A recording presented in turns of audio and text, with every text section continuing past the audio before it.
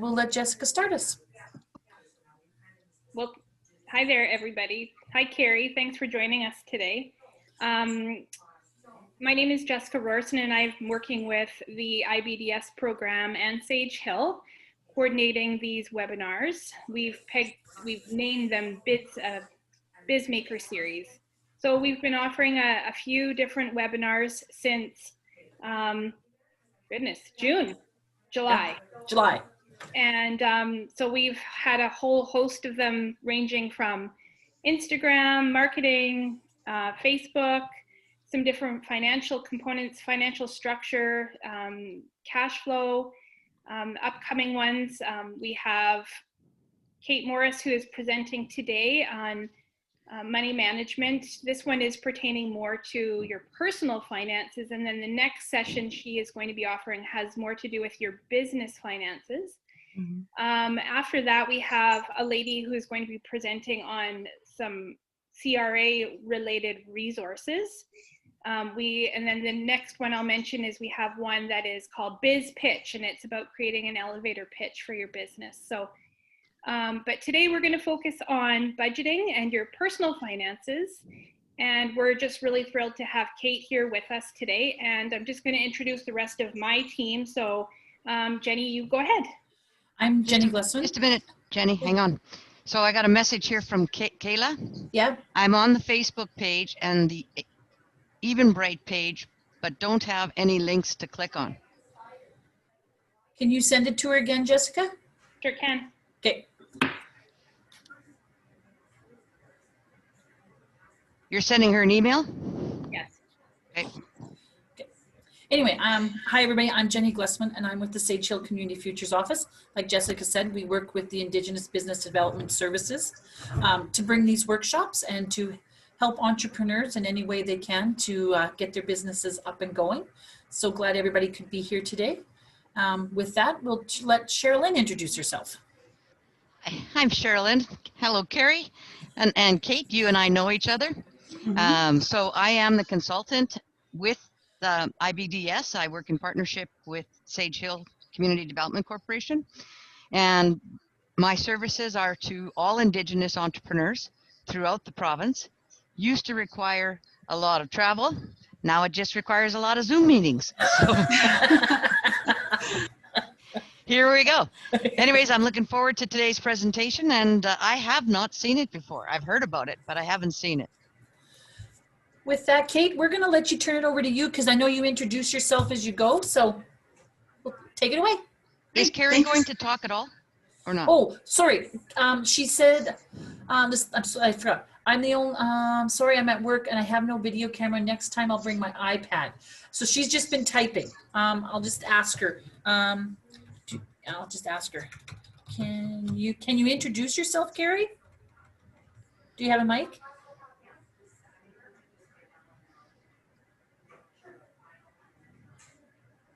Not sure if she's. Sure. She said, hi, I'm Carrie, and she's from Thompson Travel in Humboldt. Great. Thank you for joining us. Hi, Carrie. Hi, everyone. Thank you. So today's workshop is actually on personal finance, managing your own budget, creating your own budget and managing cash flows so that when you're prepared to start managing your business, you know how to manage your revenue and your income. And again, as they mentioned, the next one will be more business-based, but I think it's really important that we talk about personal finances because that's where it all starts, right? So, my name is Cate Morris and I'm a Dakota Winyan from the George Gordon First Nation. And what you see there is my happily ever after, or I guess so I thought. Once upon a time, I'd married my knight in shining armor, and we had two beautiful little girls. They are now older, in their early, mid to late 20s. And we were just trudging along, loving our lives and doing wonderful things, and then tragedy struck. My brilliant, handsome, bright, strong, brave husband was diagnosed with terminal cancer. And it was, my daughter was 4 at the time, and my other daughter was 1. So it was really difficult. It was a really struggling, difficult time for us financially because my late husband was the income earner and he managed the finances. So it took me a couple years to get back on my feet again. I did finish my degree and job and started my career with the federal government. That's me, my nice happy face, just kind of trudging along saying that's okay, we'll carry on. So my plan A didn't work out. I'm trudging along in plan B. That involved another relationship that was unsuccessful. However, I was blessed with a bouncing, beautiful baby boy, my son, whom I love and adore so much. I'm so grateful to have my 3 children. So here I am, plan B. I'm working with the federal government. I'm a homeowner. I've got a vehicle I financed. I've got all of those things that everybody thinks they want to pursue. And then boom, life happened again. Kate, I hate to interrupt you. Jessica, you sent her the wrong meeting. It says the meeting is scheduled for the 9th at 10 o'clock. Oh, that was our practice yesterday. So I was in a near fatal accident. I was not in a vehicle. I was actually a pedestrian standing in a store when a vehicle smashed through and picked me up, carried me against a concrete wall and pinned me there. So it took years and years of myself working through a rehabilitation center. I did lose my federal government career because I have debilitating disabilities now. 55 scars to prove that I went through it. Oh. But overall, I'm doing okay. So there's no plan A, there's no plan B, but now there's plan C. And I refer that plan as Plan Kate. And that plan includes having a wonderful son-in-law and 2 beautiful grandchildren now. So I'm doing fine, we're doing okay. But one of the things I noticed, and I know everybody has hardships and we all struggle with things that we encounter. But one of the things I really noticed is that there's a huge difference between what we need to know about our money and what we actually know. So I started a financial literacy business. I started studying personal finances 25 years ago. I'm a certified financial educator. I travel around and try to do workshops to empower people, to engage them, to teach them impartial information, things you need to know when you deal with your own financial consultant and your own financial advisors. So that's me. I always joke that's 3 kids ago. That's my silhouette back then. I do my best to try to find resources for people and try to make sure that you get the money that you deserve. So to get started into the meat of the presentation, what is financial literacy? You can Google 101 different definitions on the internet, but this is one that I really enjoy. So it's possessing the skills and knowledge on financial matters to confidently take effective action that best fulfills an individual's personal, family, and global community goals. Now, the reason why I'm so drawn to this, because it's very reflective of our Indigenous culture when we have holistic worldview. So it's not just ourselves, it's ourselves and our family and our communities. So you cannot start a conversation about money without having everyone bringing some of the thoughts that they have about money. So these are some of the things that I've engaged or received from other people. So money is the root of all evil. You can never have enough. You need money to make money. And just as a side note, I started my entrepreneur business with $400. So you don't always need a lot of money. You just have to be resourceful. So money equals happiness, or money doesn't equal happiness. And I'm sure there are tons of other thoughts and memories that are related to your experiences with money. So let's talk about the definition of money. So again, if you Google this, money is anything of value that serves as a 1, generally accepted medium of financial exchange, 2, legal tender for repayment of debt, 3, a standard of value, 4, a unit of accounting measure, and 5, a means to save or store purchasing power. Whew, that's a huge definition. And it's very accurate, it's very true, but a lot of times that seems somewhat intimidating for the average person who just wants to make sure that they manage their resources as best as they can. So I want to offer you a redefinition of money. So money simply is a man-made tool created to make your life easier, in much the same way that a shovel is a man-made tool created to make life easier. It can help us out of trouble, right? If you have a ticket or you have something that you have to pay, you need resources for that. Same with a shovel, it can dig us out of a hole. And a shovel, when used the wrong way, can make life harder. Have you ever tried to dig a hole with the butt end of a shovel? Next to impossible. True for money as well. Money can cause problems if it's not understood or used wrong. And think of credit in terms of this comment. If you don't understand money, you don't understand that credit is an extension of lending money, it could get you in trouble. You can have too many or too little shovels. And I always use the analogy of my shed. Every spring and every fall, my young adults return home to help me wake the yard up and put it to bed. So sometimes when we have to turn the garden over, it's great that they're here. I have several shovels and each one has a shovel.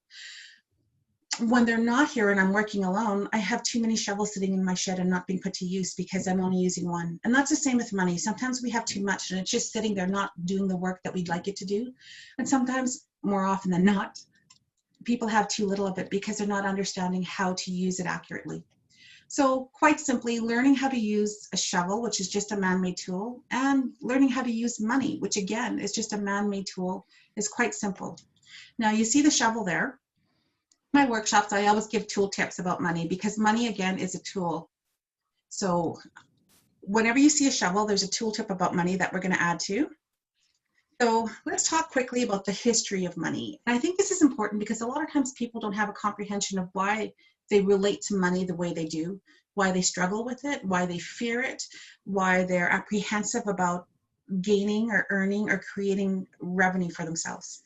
So money can be traced back to 3000 BC. That's over 5,000 years ago. Contrary to Indigenous culture, it's actually a recent concept. There was history of the wampum belt around the 1700s, or the wampum, which was considered an exchange of goods or services as well. But primarily, we've been self-sufficient prior to the current economic system. We hunted, traded, grew, trapped, fished, bartered for all of our own resources in order to supplement our existence. Now, unfortunately, there's been a shift in the economic landscape. And this requires our people to understand financial literacy. We need to know how money works to improve the quality of life for ourselves, our families, and our communities. And I always, if you're in a full 2-hour session, we talk about teachings of the buffalo for that, how our ancestors who were excellent hunters of the buffalo and utilized it 100%. There was no waste. There was no feasting on the best parts and leaving the rest. They utilized 100% of it, very much the same way that we should be able to utilize 100% of our income. So there's some dark parts of our collective history in this country. The Indigenous history as it relates to money is a little stressful. It's challenging. There were a number of restrictions to financial wellness for us. There's legislation, which are legally enforceable acts on the federal, provincial, civic, and otherwise levels. Political frameworks, federal, provincial, civic, and Indigenous. Now, I put the note at entrepreneurship there because a lot of people are not aware that as an Indigenous entrepreneur, if you decide to operate your business on reserve or to open a business on reserve, a lot of times you have to seek approval from your leadership in terms of receiving a band council resolution. Likewise, as an Indigenous entrepreneur, it's very difficult to obtain a business loan if you reside on reserve and your business is operated on reserve. So these are challenges that we have to point out when we speak about Indigenous entrepreneurship and managing your resources. Now there's a quote there. There's 1,001 different quotes that people are coming up with Sir John A. Macdonald. I've been teaching this for many years in my workshops about the $10 bill and asking people if they knew who's on there, but I wanted this quote because it relates directly to resources and money and a restrictive nature to Indigenous communities. So the quote says, "We must protect the rights of the minorities, and the rich are always fewer than the poor." So that actually leads truth to a lot of people nowadays. It's very relevant. And I just wanted to question any of our participants right now. Are any of you aware of who is now on the $10 bill for Canada? Any guesses? No? Okay. That there is Viola Davis. She is a person of color and she is an entrepreneur, a very successful entrepreneur. So it's fantastic to see the shift that people of color and entrepreneurship and working well and working hard can actually affect. Additional information on Indigenous history as it relates to money. This lists some of the restrictions that we encountered since the time of contact to even right now. So there's the B&A Act. the Constitution Act of 1867, the Indian Act, loss of traditional lands. If you look in the lower left corner, it says there's free farms of 160 acres. Now, if we think of that in terms of current dollar value, how much would that mean to an Indigenous nation, Indigenous families, if they were actually able to hold on and permitted to hold their own land rightfully? There's the pass system. My father is still with us. He's 78 years old. He'll be 79 in January, and he tells firsthand stories of his experiences with him and his family and the Indian agents. So any dollar, any resource that they tried to raise for themselves was actually confiscated when it was discovered that they were trying to maintain self-sufficiency. We talk about the foster system, the justice system. There are countless examples of how and why Indigenous people struggle with personal wealth, community wealth, personal finances. So that behind us, moving forward, when we talk about money management, I always tell people in my workshops that I want you to be very clear and remember this, that your money skills have very little to do with our capabilities or our worthiness. We just need to know what we need to know. And I always hand out at this point some worthers because you're worthy and some smarties because you're capable.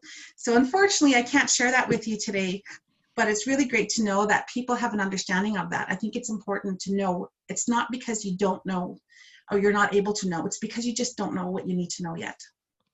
So when we talk about money, I share this this meme, and a lot of times people get a good giggle of it, especially our Cree people, because Muggy is kind of an acronym for like Namuggy. Namuggy means no or nothing, no money.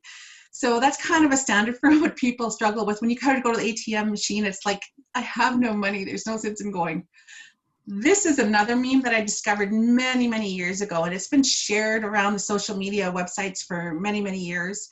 It's something I used to relate to as well. Look at that cute little guy. I must make it until payday. Super cute. Something I actually used to experience as well until I discovered that there's an actual system that has been working for centuries for people. And it's talking just basically about creating your own personal budget. And it doesn't matter how much money you have. It doesn't matter what background you come from. It doesn't matter your education level. It doesn't matter if you're only bringing in $1,000 a month, $100 a month, or several $1,000s a month. A budget basically will be able to help you manage your resources in the best way you can, making the best choices for yourself. So a budget, also called a spending plan, is an estimate of income and expenses for a set period of time. I always refer it to a money map. Like when we're going to make a destination, if we set a goal to travel someplace, we don't just jump in our vehicle and drive around aimlessly. We prepare for it, we plan it out, we map it out, we pack snacks, we know where we're going to stop for a coffee pickup or where we're going to get some food from if we're not packing a lunch. So it's important to have a budget and spending plan because it helps you with your not only your financial well-being. As an entrepreneur, you want to make sure you're doing the best you can with your dollars, right? Because at some point you're going to have to put some skin in the game when you're starting your business. It also helps with your overall emotional, physical, psychological, and spiritual well-being. And I use the emblem of the medicine wheel for that because it's a holistic component that shows that we have those 4 quadrants that it's so important for us to have a healthy balance with. It also helps significantly with stress reduction. Now, there are countless studies show that financial stress, money problems are the #1 reason why couples divorce.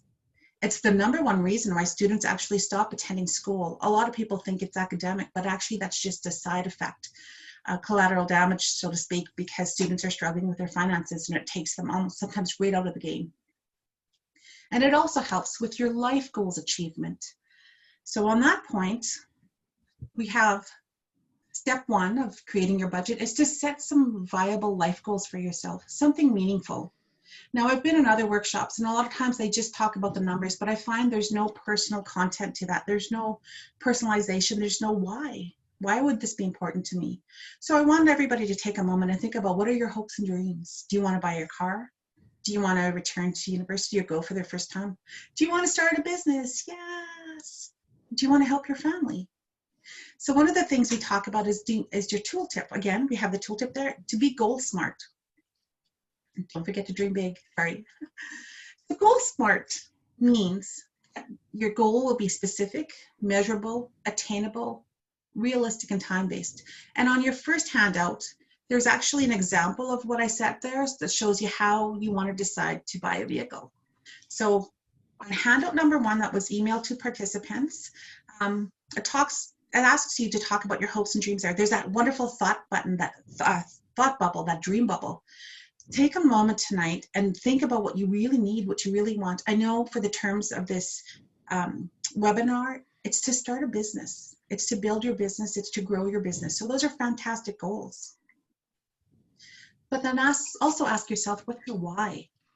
So when you're setting your goals, it's so important to know, why do I want these goals? We need to know what our why is. We need to understand. So I know for myself, my goal was to create security for my young family. As a solo parent raising 3 children alone, I needed to make sure that they had the stability and security that I myself was not able to have when I was growing up. So that's an example of what a why would be. So again, step 1, set some realistic goals for yourself. Step 2, determine your income. So income, by definition, is money that one receives in exchange for providing a good or service, or through investment capital, such as interest, or otherwise called interest. So most common types are salary and wage paid by predetermined factors. For example, if you're working part-time or full-time, it's an hourly wage or a defined annual salary. It's commission, it's student allowances, it's government transfers such as Canada Pension Plan, EI, or an SEP program. And another tool tip here, if you talk to any financial advisor, they want to make sure that you're able to secure more than one stream of income. And this is so important now. If we think about all of the entrepreneurs who started off like 2020 and said, I'm going to start my business. And then COVID happened and it adjusted how their income revenue was happening. And if that's their only source of revenue, a lot of businesses were hit extremely hard. So it's so important to be able to try to secure more than one source of income. I know for myself, I started writing more because I wasn't able to do the workshops that I wanted to do. And now I'm pivoting again to be able to offer online workshops. They're all sources of income, so I have multiple sources. Income pay periods. There are four basic types of income pay periods. You're paid once a month. And a lot of times as an entrepreneur, we end up doing this because we invoice a client and we do it net 30. So then we're paid within 30 days the next month, or within 30 days of invoicing. So sometimes you may only receive one payment from a client, even though you might have performed multiple tasks for that client or multiple product. Semi-monthly, you're paid twice per month or 24 times a year. Bi-weekly means you're paid every second week or 26 times per year. I know a lot of governments provide this type of payment. As a formal federal employee, I was paid 26 times a year. Every second Wednesday, everyone in my inner circle knew it was payday. It was kind of something that people would track. And weekly, you're paid once per week or 50 times a year. Now, the reason why I mention these types of things, because it's important when you set up your budget, how you decide to set your budget up. If you're paid 26 times a year and you're only budgeting for 24 periods, or vice versa, there may be some struggle with how your money is moving into your household or out of your household.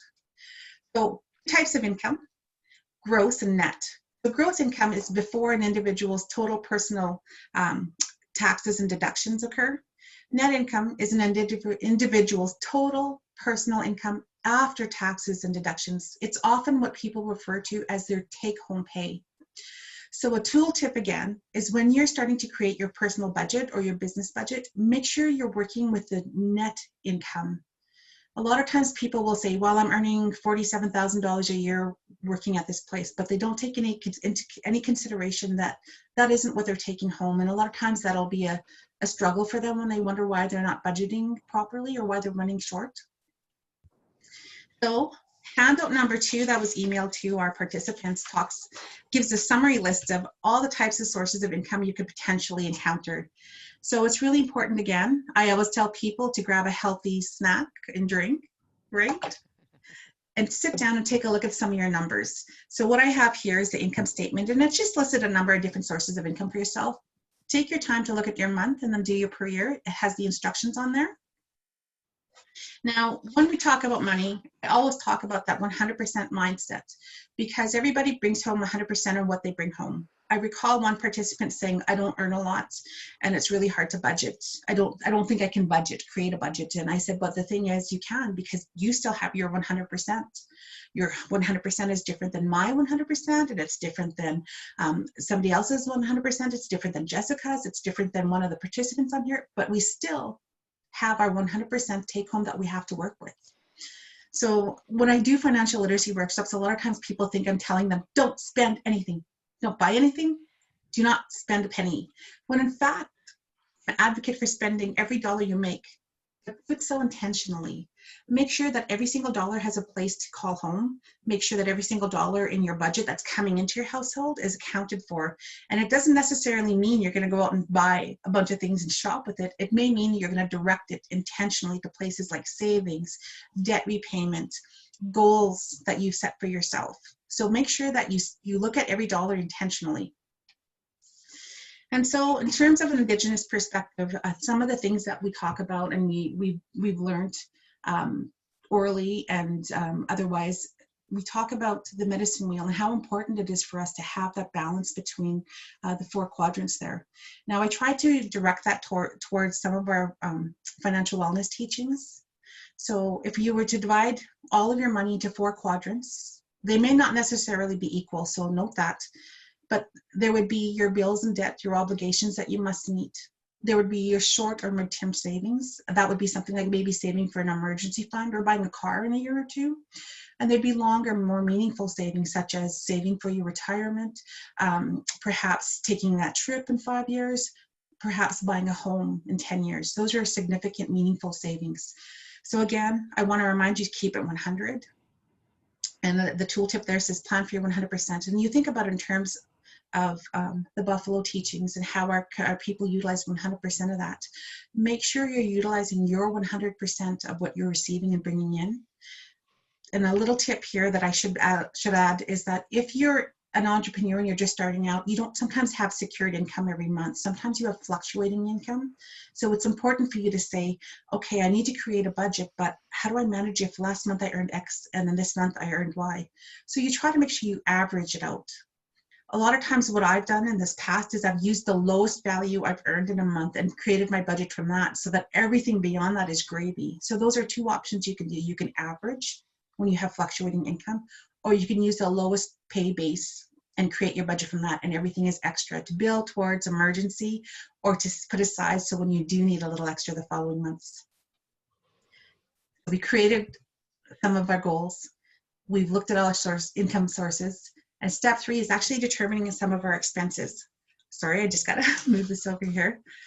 So, 2 types of expenses. There's fixed expenses, which is any cost expense that you cannot change. It's likely set by someone other than yourself. And examples are your rent, auto insurance, most utility payments, and those types of things. Any type of contract or loan that you've committed to.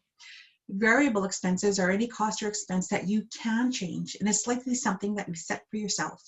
For an example, it could be your cable bill. What packages do you have there? It could be your food. Do I eat out more than I eat at home, or vice versa? Your clothing. Do I need all of the name brands? Do I need some of the name brands? Do I need to buy better quality that will last? What do I have in my closet already? Those types of things are variable expenses that allow you to say, I'm going to spend more or less here.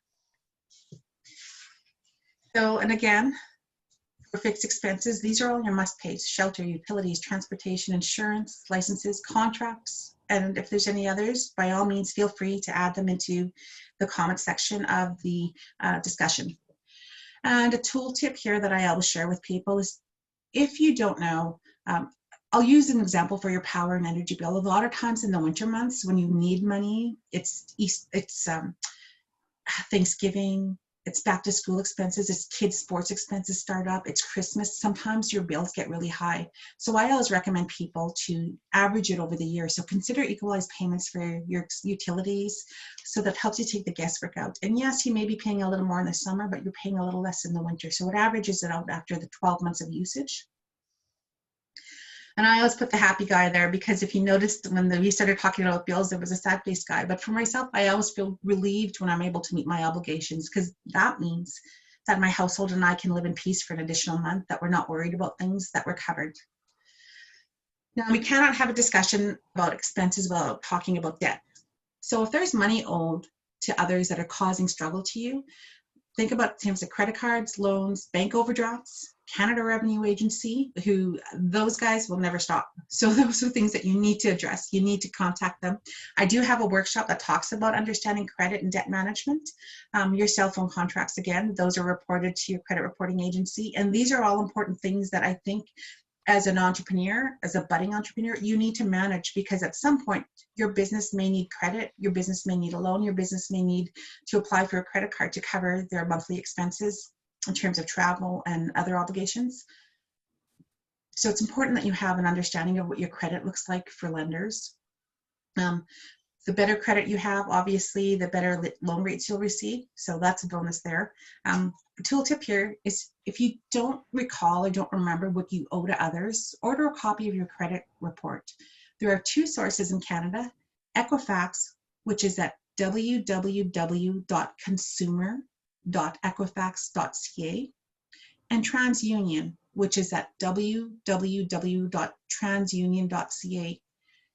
I normally share this in my credit workshops, but it's really important that you don't subscribe to receiving your credit report and your credit score. There's a free option. You're allowed to access that for free, and it doesn't count against your credit report. Try to get it so that you could actually fax your request in, print off the paper, fill it out, fax it in, and then have them mail it to you. Because if you try to subscribe, there's no need for you to have that subscription service when your goal is to redirect all your resources towards building a business. Thumbs up again. So the fourth quadrant, the third and fourth quadrant, if you recall, spoke on short-term, medium savings, and also longer-term savings. So when we talk about the tradition of our Buffalo and our Buffalo teachings, our people didn't just gorge on the best parts and leave it. They actually process some of it for future use, for savings, because there were lean times and struggles that they knew they couldn't go out and hunt, that they weren't able to capture, collect what they needed to maintain the survival of the people. So savings is a very common practice for our ancestors. Again, food preservation ensured the survival. Meat, fish, berries, medicines were all prepared for future use. So when we talk about our financial resources and our 100%, it's really important that people start thinking about that concept and maintain that this is part of our teachings for millennia. So there's honestly really only a couple of savings goals. Oh, something happened. We lost you. You have no volume, Kate.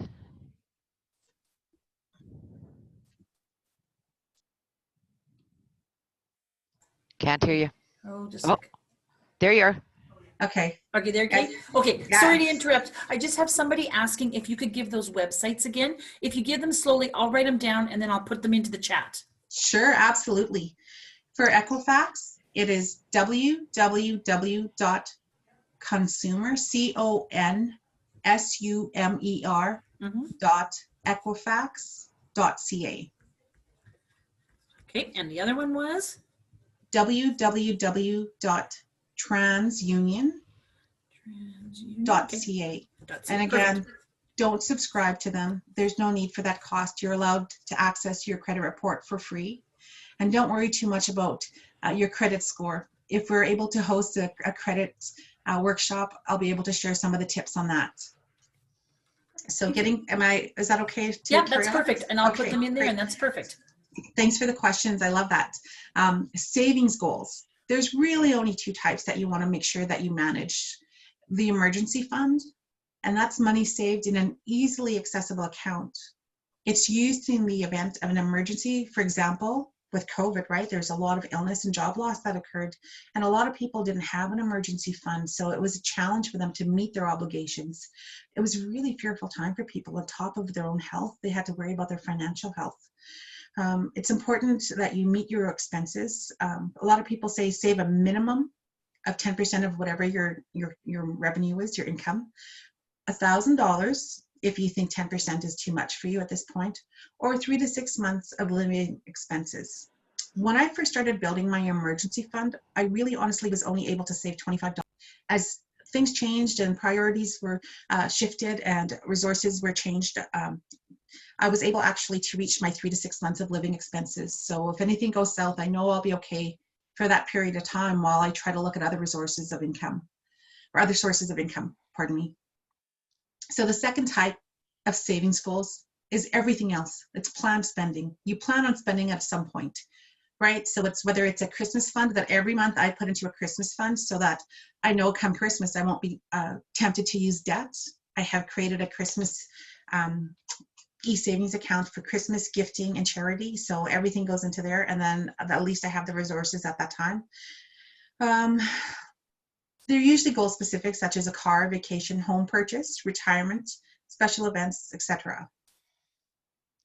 So let's talk quickly about your emergency fund savings. So an example, let's say you want to save $1,000 in 1 year and your income is relatively low because your business is just getting off the ground, but you're still able to meet your obligations. You're paid 2 times a month if you have 24 paydays per year, and your savings goal is $1,000, right? So you divide your $1,000 by the 24 paydays, and that gives you $41.67 per payday for you to start reaching your goal of $1,000. So there's a little bit of math there. It's $41.67 will give you $1,000 in 1 year, and your monthly savings required is $41.67 times 2 pay periods per month for $83.34 a month. So sometimes a little can mean a lot. Did you know that saving just $2.74 a day will help you reach $1,000 in 1 year? Think about that, guys. If you save $27.40 a day, if you're capable, you have $10,000 in 1 year. Now, what would $10,000 do for a startup business, right? It's fantastic when you think about those types of things. Plus, there's that wonderful thing called compound interest. So compound interest is the addition of interest to the principal, meaning the original amount of a deposit. So it's like interest on top of interest. So it's money working for you. Now, on the reverse side of that, compound interest can actually work against you if you're carrying a lot of debt because you're paying interest upon interest to someone else. I leave Albert Einstein's quote there because it says, compound interest is the 8th wonder of the world. He who understands it earns it. He who doesn't pays it. So it's really important for you to understand your credit, the interest payments that you are having to pay out to others, but also where you're saving your money and the interest payments that are coming into you. So we had the 4th quadrant, right? We talked about your debt, your obligations, your bills that you must pay, 2 different types of savings. And the 4th quadrant is the expenses, the life.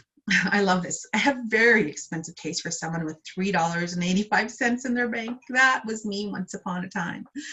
I'm proud to say now that I actually manage my resources way better. I'm okay with how I live my life because I get to be the priority of choice. So if I save dollars here, I'm able to redirect those dollars into other things, and I love that independence and that freedom. But life covers basically your personal care, entertainment, activities, sports, travel. That was a huge one for me because I had 3 kids involved in multiple sports. So I'd never had vacations. I've always had sports-related trips. So the kids would play a sport, and then we'd run and see the local stuff out there, and then we'd go back to the arena or to the court or whatever it may be, or the diamonds. This includes your memberships and subscriptions, any type of gifting, donations, or tithing, if you're a tither, any type of professional fees, and any miscellaneous funds that don't fit anywhere else. It may be maybe a pet, it may be childcare expenses, those types of things. So that gives us handout number 3, which I believe is your expenses worksheet. Now, if you look on the left side of that expense sheet, you'll see that the majority of those are fixed expenses. I tried to do my best to divide them based on the space. There are a few on the right that are fixed expenses that could be shifted over, but I wanted to provide you with at least a summary listing of types of expenses that the majority of people encounter. Obviously, there's things that are going to be customized to your circumstances. There may be things that you never considered paying for, life insurance, home insurance, renter's insurance, those types of things that a lot of people don't consider. I had a friend that I worked through this with, and she didn't realize she was spending more than $800 a month eating out. Yeah, those doubles were tripling her debt. So she went, okay, so those are things that we need to work on and think about for ourselves. And here's a tool tip for yourselves. How do I even start? Like, I know for myself, I went, okay, I need to track my expenses. I need to figure out. So what I did was I looked at all of my old bank statements. I looked at old credit card statements, and I advise people that I work with one-on-one to do this. So they actually will spend a couple of months watching their receipts. Don't change your spending. Don't change your spending behavior. Just make sure that you're tracking it for a couple of months. Then you kind of start looking at where things are going.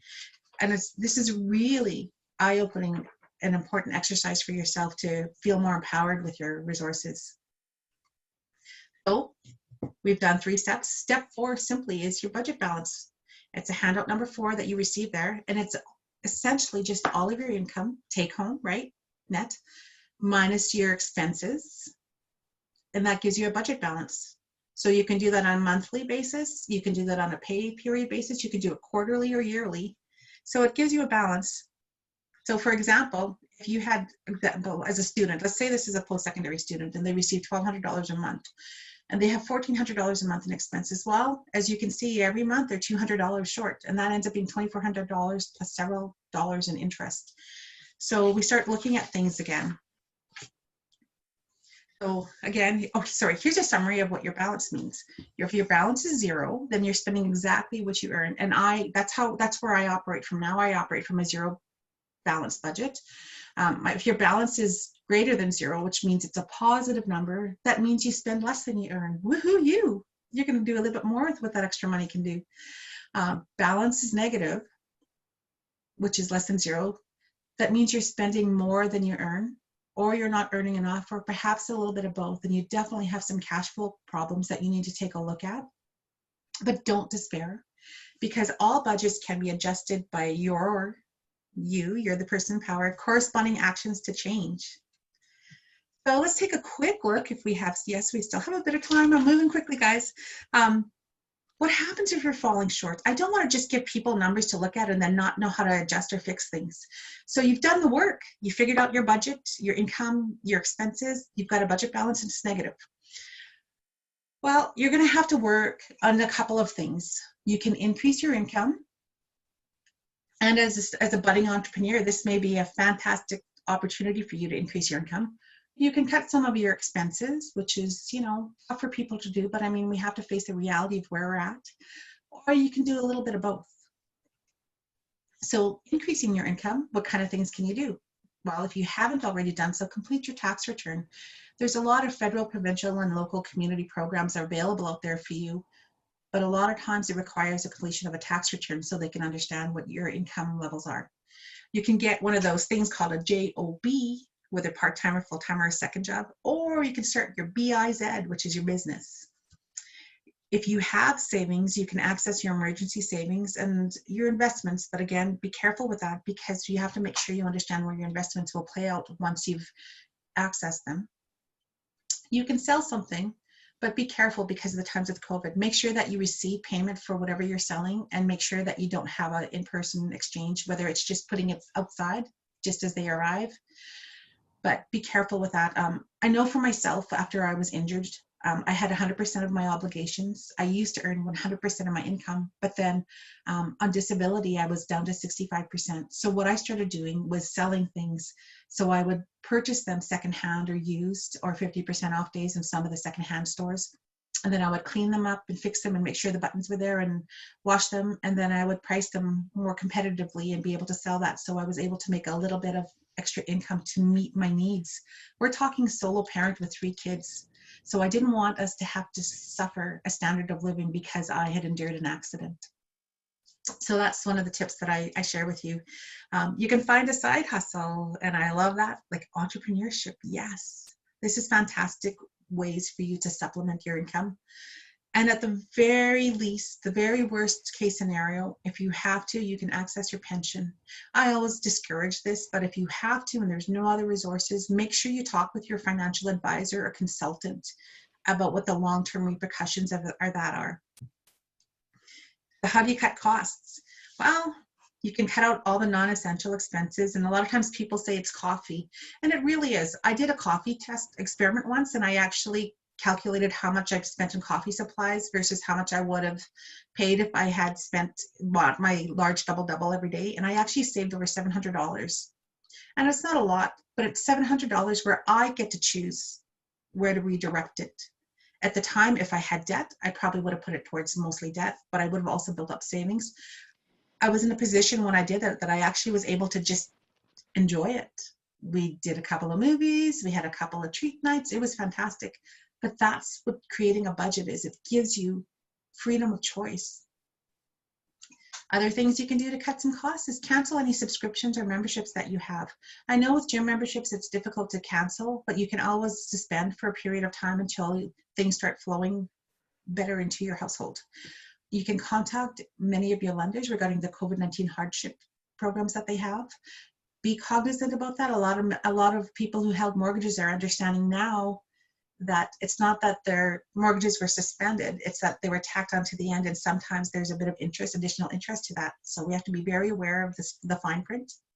Contact the rest of your service providers, see if there's any promotions, if there's any loyal customer. If there's something that their competitor is doing, will they match what their competitor is doing? And I always think about this in terms of internet or cable. A lot of times there's more than one service provider, so they'll try to match each other. So you have that right to ask. I only ask that you be polite and professional. And if the first person that you speak to says no, then ask to speak to a supervisor about some of their discounts or their promotions. And if there's any other things that you can think of, by all means, please put it in the discussion. And don't forget that you can always do some of both. I know when I was shifting my income and my debt obligation, my credit obligations, my living expenses, I did a little bit of both until I was able to balance to make sure that I was meeting my obligations. But it was a little bit of work in the beginning. Now I do this probably every 3 months just to make sure that I'm doing okay. So 4 times a year, I always get my healthy snack. I put on good music. Or a wonderful show that I like to put on, and then I just get to work and do it. And it doesn't take me that long now that I've been able to do it for the last dozen years. And you cannot have a discussion about cutting expenses without addressing your needs versus your wants. So I just wanted to throw these little memes up here, right? When you choose the behavior, you choose the consequences. A lot of times people behave as though they don't have control in their or authority in their own existences, and you really do. It's a matter of, you know, prioritizing what you want. It's a matter of deciding between the life you're living and the life you want.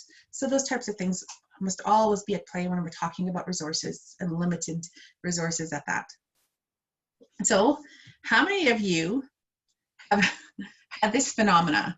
Week of payday and you're balling and high rolling and you're like, yep, I'll get one of those and 2 of those, and I'm eating here and I'm doing that, and hey, I'll treat.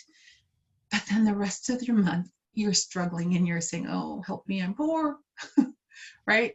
I struggled with that too when I first started doing budgeting. So that brings us to cash flow. What cash flow is really is just a real or virtual movement of your money. It's an active process that will help you make informed choices for your benefit, such as you have cash in hand today, but your utilities are due next week. So you learn not to spend the cash that you think you have today because you know the utilities are coming around the corner. And again, it's important to understand not only budgeting, but cash flow, how your money is moving in your household, because it helps with your financial well-being. Again, very important as an entrepreneur as you embark on your new journey. It helps again with your overall emotional, physical, psychological, and spiritual well-being, which as we identify as part of the medicine wheel and the holistic components to that. It helps you meeting your needs and your wants. And at the beginning, it may be more needs than wants, but it will help you get there. And again, it helps you with those life goal achievements that you're setting for yourselves. So honestly, cash flows are really just about adding dates to your budget. So you have to make sure that you remember when your paydays are coming in. You have to know when the pay dates for your bills and debts are due. So it's really important that you have that, so you have a full picture of what your finances are. So money management at a glance is just basically your budget balanced to 0 or a positive number. Plus you add the dates of your paydays and your bill due dates, and that gives you a cash flow budget. So it helps you manage 100% of your resources as best you can. You understand how your cash is flowing and moving through your system, so you're better able to plan with your 100%. Give you a healthy balance in your personal life, so that you're not worrying about that and putting up fires as you progress towards being an entrepreneur. You want to make sure that you give as much energy and resources commitment, and focus on your new business venture. So if you're managing your personal finances, creating a personal budget will help you with that. Your fifth and final handout, just a very plain budget cash flow worksheet. I have this myself. I use this every month. Mine actually is electronically written down now, but I always give people a paper copy, because it's important you sit down and put hand to paper when you're doing this, because you need to really understand where you're at, what you're doing. So by all means, feel free to photocopy this for yourself or print off more for future use. And then at some point, I hope you're able to customize it electronically for yourself. I always like to keep a paper copy though, because there was twice that I almost never came home. And my young people had to step in and manage the budget for us and pay the bills. So at least they had the paper copy, and then there's a binder that I use. I'll just show it very quickly. And in some workshops, I actually help them create. So this is I Can and I Will budget binder. So it has all of my budgets for the entire year in here. I usually just print off the month before because things change. But as you can see, there's 12 months. And in August, I know every August I have to pay for my vehicle registration. It's in there. I know every August I have to pay for my home insurance. It's in there. So I make the annual bills in the month there, and I include it in my monthly budget. So if it's $1,300 a month for a vehicle registration, you divide it by 12, and every month you put that amount away so that you have the money in the month you need it. Some people like to do everything electronically, and by all means, if that's what you'd like to do, do that. I'm just sharing why I chose to do things manually. And again, if you're managing your budget, it's going to be awesome that you don't worry about what's happening and there's no surprises. So with all these tool tips that I've given you, and again, money is just a tool, you can move from feeling like this little cute guy to feeling like this guy. That's Joe Dirt. He's so funny. So I want to challenge you with a personal action plan today. Pick one of your goals to start working towards and list the steps needed to reach that goal. For an example, your goal number 1 is an emergency fund, and I keep hyping on the emergency fund because it's so important. It has saved me so many times to be able to have that emergency fund. Even just last month, my heat was not blowing, so I needed to call a furnace guy after hours, and you guys know how expensive that can be to have a service person after hours. But I didn't worry about it because I had the resources in place. So I was able to use some of my emergency fund, and then each month I just keep building back into it. If you need an additional job or start your BIZ, your biz, create a budget, research types of savings accounts where you want to start putting your emergency fund. You need to open that savings account. I always encourage people to just ask for an e-savings account from your regular base account because they're usually free and it's easy for you to automatically transfer funds into that account. So there's additional steps you want to think about, and I'll leave you with that. Here's some takeaways from today's session. Money is a tool that we can and must master. Budgets provide money estimates over a set time period. Cash flow shows how money moves through your system. You can aim for 100%, and expenses must equal or be greater than your income, or less than your income, pardon me. And don't forget that you're capable and worthy. So start today. Act now. Do something today that your future self will thank you for a better tomorrow. So if not now, then when? And just as a last tip, I manage my resources because I want that independence, that freedom. As a solo parent, as a person who's walking through life alone, it's a real challenge for me to feel dependent or fearful of what others may decide for me. So the goal is not more money for me. The goal is living my life on my own terms. So it's my money, it's my choices, and this is my why. Those 3 wonderful people in the lower left corner are my children. That cute little boy, this is a picture from a few years ago, is my grandson riding his bike in front of the house that I actually own. I'm mortgage free. I've been mortgage free for a couple of years now. So I'm really grateful to have provided that answer my why, that security and that stability that my children and my next generation require. So thank you so much for your time. If you have any questions, by all means, please reach out to me or reach out to our moderator here. I think we've got a couple minutes. I wanted to make sure I finished in time for questions. Jenny's having some computer trouble, so anybody that wants to chat, I will in fact answer your chats.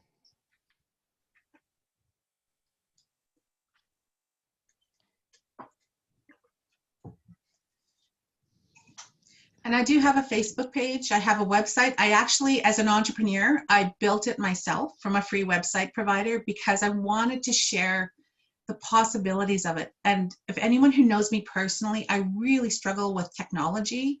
If my phone does something, my kids think my phone is a waste of technology on me because I'm like, here, fix this, do this. And I was joking yesterday that the street lights literally shut off when I'm driving by. There's some kind of vibe that I have. So I always say that's really important for me to have a firsthand comprehension of everything that's going into my business. And that includes my sweat equity. So I did build that website for free. It took me hours, but I would do it in the evening, just the same way I sometimes check my personal finances. I would say, I want to be able to say I have ownership in this. And I also want to share with other entrepreneurs that there are ways you can do things that are affordable and reasonable. So, Kate, you have 2 comments. One from Carrie. She says, thank you. Very well presented. And another one from Marion, who says, great presentation. Oh, thank you both so much. I hope you guys add yourself to my social media account. I'm just starting to promote. That's the biggest challenge I have as an entrepreneur. Some of our teachings tell us or have been to stay humble, to remain humble. And that's a real challenge as an Indigenous entrepreneur for me to go out there and say, look at this, look at what I'm doing. So what I've done is I've started to reprogram myself to say, this is not about Kate, the messenger, this is about the message. So that means sometimes if I'm going to post something publicly on social media, that's what it means that I have to do to be able to share the message, for us to manage our resources as best as we can. And that's our time resources, that's our financial resources, that's our energy resources. As an entrepreneur, we're going to need those things because there will be challenges as entrepreneurs. That's wonderful. Thank you so much, Kate. Thank you for your time. I love this opportunity. My first time going on, I was sharing with yourselves before. I enjoyed it. Good. You did a very good job. Thanks. I wish we could do a little bit more of the interactive stuff, and I wish I could share the Smarties and the Werthers with you guys. Okay. What we'll do is, before your next one, what candy would you like everyone to have available for themselves? Probably the same thing. Okay. There's even a little component that I've done in previous workshops where at the end we'll do a little bit of questions. And the younger students, I've done this workshop for some out of province groups, and they loved it because they'd answer a question and they'd get these Smarties tossed at them, right? And then there'd be suckers, and I'd say, okay, was that a smart choice with the money, or was that somebody's might be a sucker? And they'd be like, sucker. So then you give the kids the suckers if they were wrong and or off base or something. It was lots of fun, and they loved the engagement. I really enjoyed it. Does anyone else have any questions for Kate? Nope, not at all. You can always get a hold of me privately. I know a lot of times people struggle with public questions. A lot of times when I do in-person workshops, I sit around for a little bit, and most often somebody will come with something private, and that's fine. That's great, because this is your journey. This is your life. This is your choices. So that's okay. Kayla, did you have any questions for Kate? Right now. Nothing that I can think of. Hi. Oh, Kyla, sorry. Kyla, yeah. Kyla, sorry, my fault. That's okay. Did you catch most of the workshop? Yes, I did. Was about 10 minutes late, but. And you should have got your handouts. Yes. Yeah, I Okay. got them. Good. Yeah. Marion, do you have any questions? No, I don't have any. Okay. Kate, do you have any questions for anybody here? By all means, if you want to provide me private feedback, I would really appreciate that. I don't personalize anything. I want to be able to improve the message. And I think it's important that people get the message that managing your personal finances is not only important, it's vital. It's a real vital life skill that we just never were taught sitting at a school desk. So if I can improve the message, let me know. I won't personalize it at all. It's a safe place for you to share. I want to tell you the first conversation I ever had with Kate. She's incredibly organized, and so it was a good lesson to learn. And she lives by this information that she just shared with you, and as a result of that, is able to become very successful. Thank you for that. That's such an important thing to share. I really do walk my talk. I backed it up with professional training and education, but I have so many life skills. If I ever thought I would struggle down the road when my husband passed away, I was a stay-at-home wife. I got to cook and bake and play with my babies, and then everything shifted for us. So there were so many struggling, painful, hard life lessons that I had to stumble over. So I always try to incorporate those things. What can I share with somebody in their predicament? What can I do when somebody is struggling with this resource or this finance, or if they don't know where to go? So I try to do a lot of personal input and energy into the things that I share. It's important.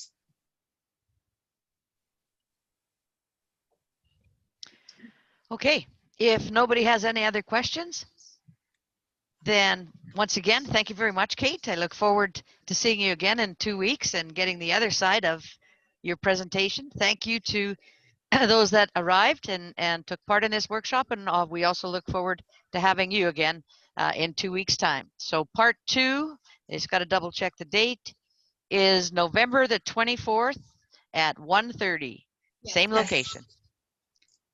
And that will be a bit more entrepreneurship based, but it'll also have that component of your personal finances as you decide on managing your prices, how to work with your personal budget so that you're able to work backwards to make sure that your entrepreneur dollars match up with your personal goals.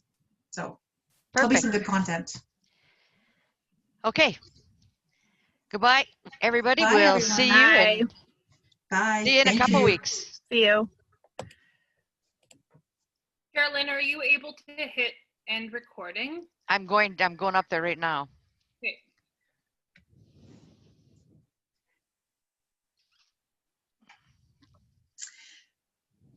That was tough to put 2 hours into one. We stopped at 59 seconds,